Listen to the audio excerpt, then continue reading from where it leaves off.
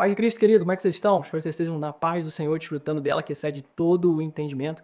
Bom, nesse vídeo eu quero compartilhar com vocês algo que Deus tem colocado no meu coração, né? Ele tem falado muito comigo sobre nós pararmos de militar contra as mentiras e focarmos mais em pregar a verdade. Ela é o suficiente para dissipar as trevas e a escuridão desse mundo, né? Quando a luz chega, a verdade da luz chega, não é possível que a escuridão permaneça no mesmo ambiente. Então é sobre isso que eu quero trocar uma ideia com você hoje. Se você ficou curioso, ficou meio confuso, mas acha que esse tema vai ser interessante, vai trazer uma reflexão filosófica, teológica, cristã para você, fica nesse vídeo comigo até o final. Se você ainda não me conhece, meu nome é Glaucio Cardoso, nesse canal a gente só fala de assuntos cristãos, eu tento fazer isso de uma forma diferente e sempre muito bíblica. Se você gostar desse conteúdo, ao final eu te convido a ficar por aqui. E você faz isso clicando nesse botãozinho que tem aqui embaixo escrito inscreva-se. Se inscreve nesse canal. Não esquece de clicar no sininho para também ativar as notificações. Assim você vai sempre ser avisado toda vez que eu postar conteúdo novo e você não vai perder conteúdos como esse e futuros conteúdos que Deus tem colocado no meu coração para transbordar sobre a sua vida, tá bom? Dito isso, vamos pro tema do vídeo. O que eu quero falar com você sobre verdades e mentiras, né? Deus tem colocado muito no meu coração porque ultimamente acredito que não só eu, né, acho que não é uma visão só minha, uma coisa que eu isoladamente tenho percebido, mas você também pode estar percebendo aí do seu ponto de vista, que a gente tem perdido muito tempo enquanto cristãos em militar contra as mentiras desse mundo, ou seja, militar contra aquilo que a gente sabe que é contrário à vontade de Deus, contrário ao evangelho. Então a gente perde muito tempo gritando, brigando, discutindo na internet, contra-argumentando com pessoas que não têm a mesma visão que nós, que não conhecem a Cristo, que não professam a mesma fé e não têm o menor entendimento do evangelho. E Deus tem colocado no meu coração que essa é uma briga extremamente burra, né? É uma briga ignorante. A palavra é burra mesmo, tá? Eu vou usar essa palavra bem pejorativa porque é o que Deus tem colocado no meu coração, sabe? Essa não é a estratégia mais correta para nós cristãos usarmos, principalmente quando a gente está falando de evangelismo, quando a gente está tentando ganhar a vida de alguém para Jesus. Aqui na nossa igreja a gente tem estudado nas EBDs as cartas de Paulo, né? E no último domingo aqui, né? Eu não sei quando você está assistindo esse vídeo, mas foi domingo agora que passou, dia 17, 18, 20 de julho, sei lá, a gente tá em julho agora aí, foi o último domingo aí, tá dentro desse período, a gente estudou as cartas de Tito, e Paulo faz um combate contra as heresias, né? É uma coisa que Paulo combatia muito, não só a carta de Tito, mas a gente vai ver também na carta a Timóteo, e algumas cartas para outras igrejas também, Paulo fala sobre isso, combate as heresias. Então Paulo era muito focado na verdade, no evangelho basal, nas questões primordiais do evangelho, né? Que é o evangelho puro e simples. Naquela época ali de Tito, principalmente onde Tito estava liderando, né? O Tito basicamente ele era um missionário que foi enviado para uma ilha grega, né? A ilha de Creta, para ele estabelecer algumas igrejas, fazer essa missão apostólica de estabelecer algumas igrejas. E além disso, ele também estava ali com o papel de estabelecer os presbíteros para essas igrejas. E nesse decorrer, nesse rolê todo aí, ele também tinha que combater várias heresias de um grupo que era um grupo judaizante, né? Que pregava que o pessoal tinha que cumprir as leis de Levítico, lá do Antigo Testamento, enfim. Tinha todo o rolê que fazia os cristãos daquele lugar, daquela ilha ali, ficarem muito confusos sobre o que seguir, né? Se eu estou seguindo isso, mas eu tenho que seguir aquilo, eu tenho que seguir aquilo outro, o que é a verdade, né? E no meio daquilo tudo tinha muita confusão, cara, e muita confusão traz muita mentira.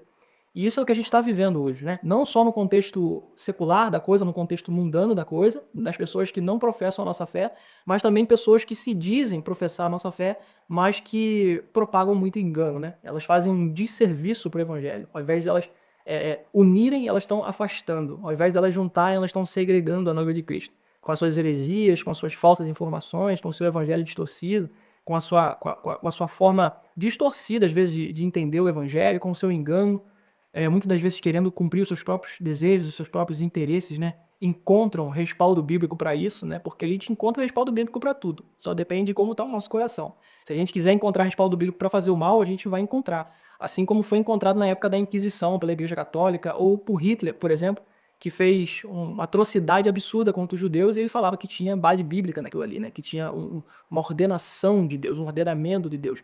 Então a gente consegue achar a base bíblica para fazer o mal, né? Isso se chama heresia, é uma distorção da Bíblia, né? Não é nem uma má interpretação, né? Uma má interpretação é só um sofisma, né? É uma distorção mesmo, uma distorção intuitiva. Você busca um ensinamento falso da Bíblia. Isso é uma mentira, né?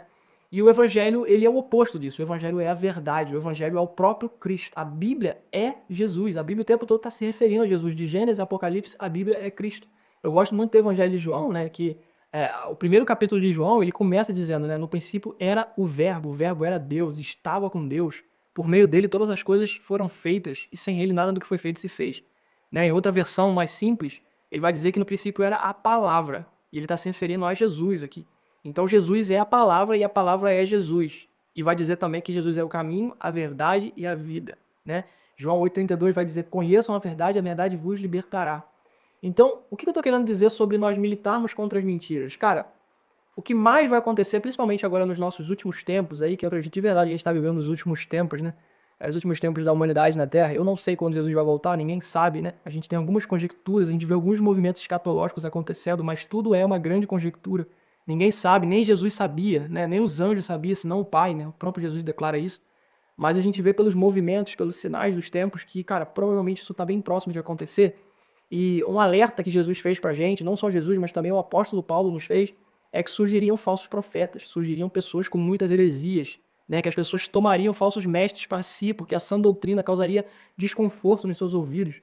Então, assim, hoje a gente vê um evangelho que está sendo pregado, que é um evangelho completamente feito para que esses falsos profetas tirem proveitos para si, proveitos financeiros mesmo, né? Tem muitos lobos disfarçados em peles de cordeiro, e Jesus também nos fez esse alerta.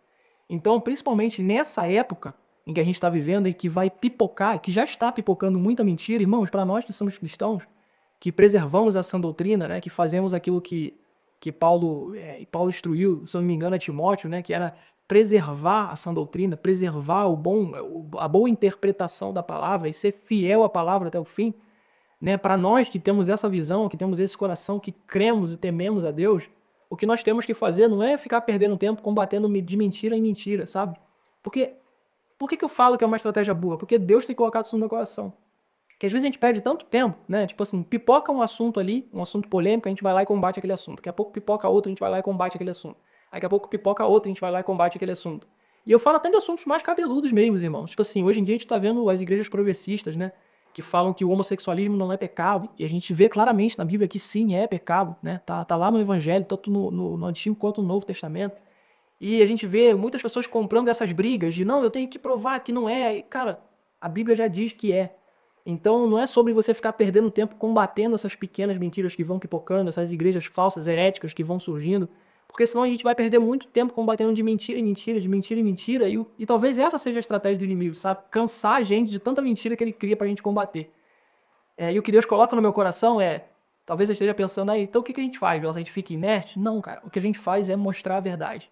Só existe uma verdade. Então, ao invés de a gente ficar combatendo diversas mentiras, a gente apresenta a única verdade que existe. E a única verdade que existe é Cristo. A gente tem que parar de gastar tempo mostrando para as pessoas o óbvio. Só que a gente faz isso de maneira burra, né? De maneira destacada. E às vezes a gente se divide entre si, criando várias ideologias, várias doutrinas, vários pensamentos, várias filosofias dentro do cristianismo, criando várias vertentes que vão dividir mais do que unir.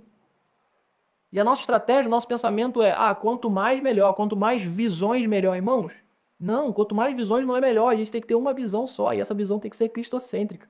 Porque se você cria muitas visões a partir de um assunto central que é o evangelho, você está criando divisões.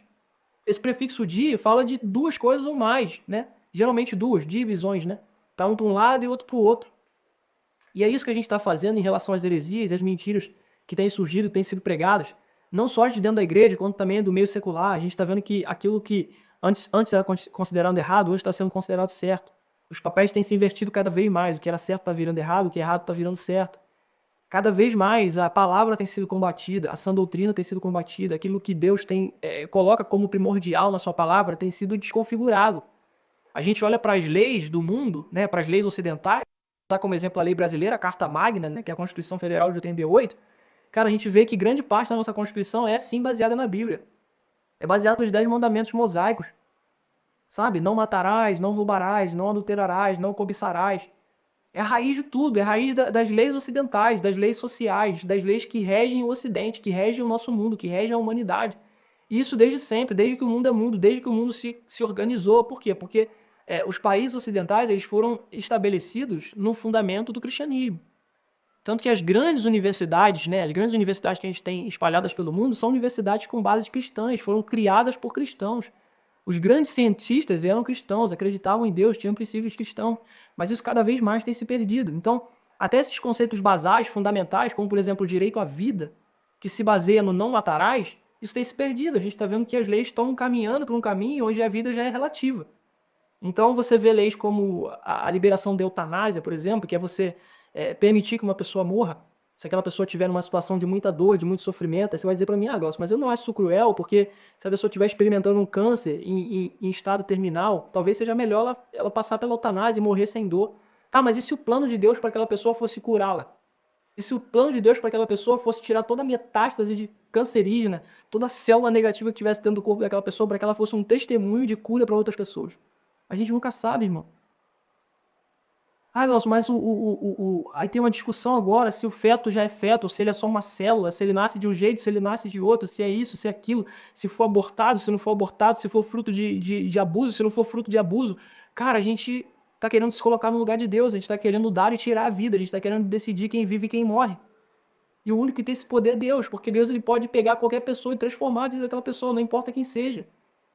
Pode ser um criminoso no corredor da morte que esteja esperando para receber uma injeção letal na veia ou passar por uma cadeira elétrica. Mas se o plano de Deus para aquele homem ou para aquela mulher for restituir, restaurar a vida daquele cara para que ele seja uma testemunha para outros presos. E se o plano e testemunho de Deus para uma criança que talvez seja uma célula ainda, uma célula informe no ventre da mãe, for que aquela pessoa se torne um pregador, um avivalista, que vai ganhar milhões de almas para a nação e fazer a gente viver um avivamento? A gente não sabe. Então as questões que estão sendo levantadas é feto ou não é feto? É feto ou não é feto? Não, é só uma célula, não existe uma vida ali. Só que a palavra de Deus vai dizer, se eu não me engano, em Jeremias, que ele nos conhece desde quando éramos uma célula informe no ventre das nossas mães. Então, para Deus já existe uma vida. A ideia dos nossos pais se relacionarem já consiste na ideia do coração de Deus em gerar uma vida no ventre da nossa mãe, você entende isso? A palavra de Deus vai dizer que antes que a palavra chegue à nossa boca, ele já sabe o que a gente vai dizer, quem dirá uma vida no ventre de uma mãe. Quem somos nós para decidir quem vive e quem morre? Quem decide quem vive e quem morre é ele. Eu já gravei um vídeo aqui sobre isso, falando sobre Jonas e a planta. Vou deixar aqui para você, se eu lembrar, os cards, vou deixar no final para você assistir. Mas você entende que até esses conceitos mais primordiais, esses conceitos mais basais, que eram indiscutíveis antigamente, no passado, hoje em dia estão se tornando relativos. Não existe mais uma verdade absoluta. E uma vez que não existe uma verdade absoluta, o que existe são várias mentiras relativas. São vários conceitos e ideias que a gente tem que contrapor e refutar o tempo inteiro. E se a gente ficar gastando tempo com isso, o que vai acontecer é que nós, enquanto cristãos, vamos nos cansar e a gente não vai conseguir combater todas essas mentiras. O que a gente tem que fazer com as pessoas, principalmente para aqueles que a gente quer pregar o evangelho e ganhar para Cristo, é apresentar para eles a verdade. Porque uma vez que eles olham para Jesus, que é o caminho, verdade e vida, cara, as escamas caem dos olhos. Eu não sei você, irmão, mas o meu processo de conversão ele foi completamente intuitivo, no sentido de que eu não precisei de nenhum homem me dizendo o que eu deveria fazer ou não deveria fazer. Tudo que eu decidi deixar, abandonar, renunciar em relação às práticas antigas foi porque o Espírito Santo me convenceu. E a palavra vai dizer que o Espírito Santo convence do pecado, da justiça e do juízo. Só que o problema é que a gente, combatendo essas pequenas mentiras que se levantam a todo momento, basicamente o que a gente está querendo fazer é o trabalho do Espírito Santo. A gente está querendo convencer as pessoas do pecado, da justiça e do juízo. Quando, na verdade, o nosso papel é apresentá-las Cristo. E nós fazemos isso como? Falando sobre Cristo e apresentando Cristo através das nossas vidas. A gente não precisa se preocupar com as mentiras que pipocam, a gente precisa se preocupar com a verdade que a gente não está pregando. E se a gente não prega a verdade, a gente vira um pregador de polêmicas, irmãos. E o que mais tem nesse YouTube, queridos, o que mais tem nesse YouTube é gente que está pregando polêmica. É gente que está se usando dessas mentiras que ficam toda hora aparecendo na internet para fazer o canal crescer, para gerar número, para gerar engajamento. E não estou querendo dizer que fazer o canal crescer é certo ou errado, eu também quero que o meu canal cresça, eu estou gravando vídeos para isso. Porque quanto mais gente me assistindo, mais gente vai saber da verdade, mais gente tem a chance de conhecer o evangelho através da minha vida. Mas o que eu quero dizer é que a gente não pode ficar perdendo tempo com essas coisas, a gente não pode se tornar pregador de polêmica. Aparece uma polêmica, eu vou lá e prego sobre aquilo. Aparece outra polêmica, eu vou lá e prego sobre aquilo. Alguém fala sobre homossexualismo, eu vou lá e prego sobre aquilo. Alguém fala sobre divórcio, eu vou lá e prego sobre aquilo. Não, cara. Pregue a verdade, mostre Cristo para as pessoas. E elas não vão mais precisar se preocupar com essas pequenas mentiras, porque Cristo vai revelar tudo isso para elas. Se elas olharem para Cristo, elas vão entender sobre o homossexualismo, elas vão entender sobre o divórcio, elas vão entender sobre o roubo, elas vão entender sobre o valor da vida, elas vão entender sobre propósito. Se elas olharem para Cristo, elas têm as respostas para tudo, elas têm a verdade para toda mentira. Cristo é a luz que dissipa as trevas. A gente não precisa perder tempo contrapondo mentiras pequenas, porque existe uma verdade que é maior. Maior é aquele que está em nós do que aquele que está no mundo.